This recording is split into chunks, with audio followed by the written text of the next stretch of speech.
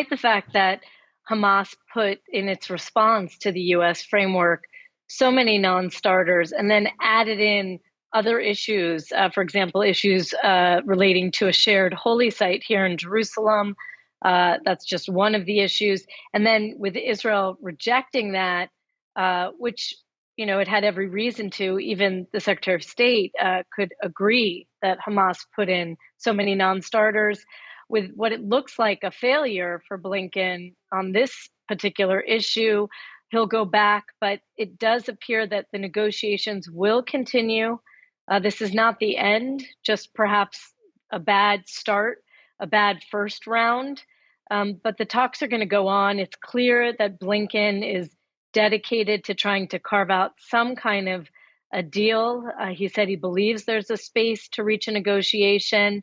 We're already hearing that the Israeli Prime Minister may send a new team to Cairo, another team again there to discuss and pick up and try to figure out from this broken first round what can be salvaged. It's important to note that it looks like neither Israel nor Hamas are in any great hurry to sign a deal. Hamas, it appears, feels they're in a position of strength. They're fighting in southern Gaza. Their leaders are alive.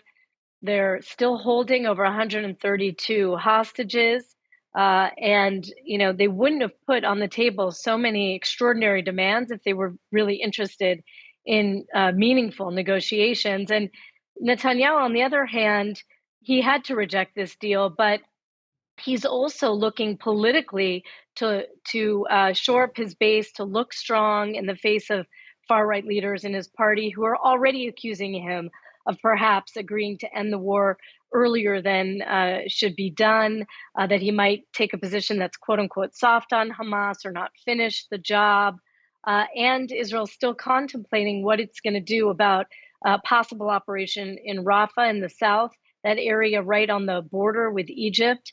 There's Hamas brigades there intact, ready to fight. There's underground cross-border tunnels that Israel wants to control. And yet the problem of over 1.2 million Gazans there. Any operation in Rafah is going to take several days, if not weeks, of Israel trying to get the population out of the south, the way it waited in the very beginning of the war for many Gazans in the north to go south originally. It's very unlikely Israel is going to be able to carry out an operation there with so many civilians and without already hammering out a diplomatic solution to that with Egypt, because there could be some violations of its treaty there. So, neither side seems like they're in a rush, and it's terrible news for the people of Gaza who are fighting, on average who are dying, I should say, on average about 200 a day. And it's terrible news for the hostages, 132 of them. We already know 29 are dead from this war. And, how many will survive by the time the two sides agree to come to some kind of an agreement?